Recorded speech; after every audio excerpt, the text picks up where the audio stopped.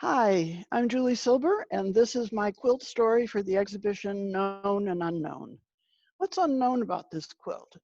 What's unknown about it is why the quilt maker beautifully combined several patchwork elements together into one piece, making an overall original design. At least I've never seen anything like it.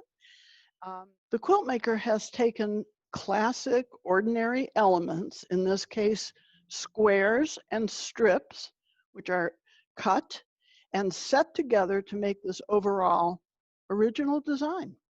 I've never seen anything quite like it, but as you can see, it's made up of elements of the patchwork vocabulary that you quilt makers know like the back of your hand. The block is actually here.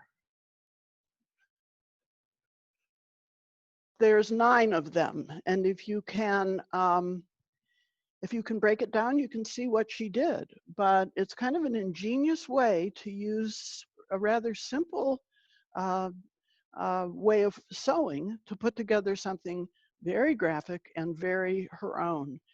I want to hasten to add here that this dun color was probably originally green, and this quilt would have had quite a different look when that was green. You might even notice that around the binding, it's a scrap binding. She's got what was once solid green, and then at this edge, a printed double green print, which I think shows up somewhere else. And her corners are interesting.